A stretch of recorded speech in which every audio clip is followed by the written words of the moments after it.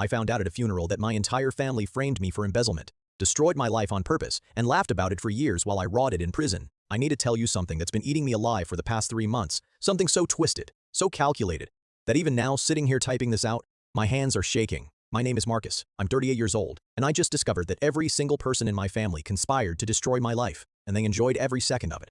Let me take you back to where this nightmare started. I was 26 years old, working as a junior accountant at my Uncle Richard's construction supply company. Uncle Richard wasn't just my mother's brother. He was supposedly the family patriarch, the successful one, the man everyone looked up to. The company had been doing well. Contracts with the city, steady cash flow, the whole deal.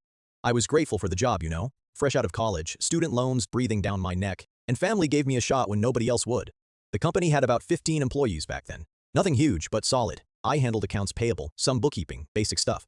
My cousin Derek, Richard's son, was the operations manager. My other cousin Michelle handled HR and payroll. It was a real family affair, and I was just happy to be part of something, to belong somewhere.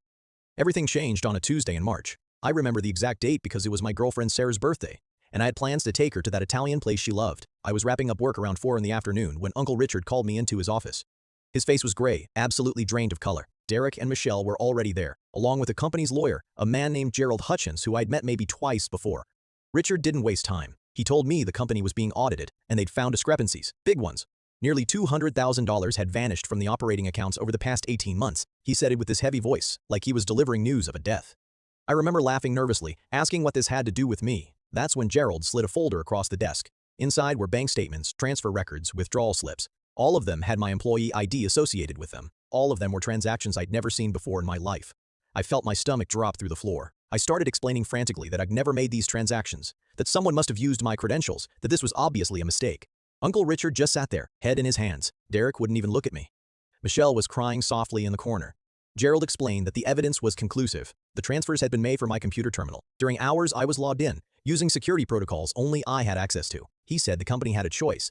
They could report this to the police, or I could cooperate with an internal resolution. The way he said cooperate made my skin crawl, but I was too panicked to fully process it. Uncle Richard finally looked up at me, tears in his eyes, and said the words that would haunt me forever. He said, "Marcus, you're like a son to me, which is why this is killing me inside. We want to help you. We want to keep this in the family, but you need to be honest with us. You need to tell us why you did this." I tried to protest again, but Richard cut me off. He said the evidence was overwhelming, that fighting it would only make things worse. That if this went to criminal court, I'd be looking at serious prison time. But if I cooperated, if I signed some papers and agreed to certain terms, they could handle it quietly. I'd lose my job, obviously, and I'd need to make restitution.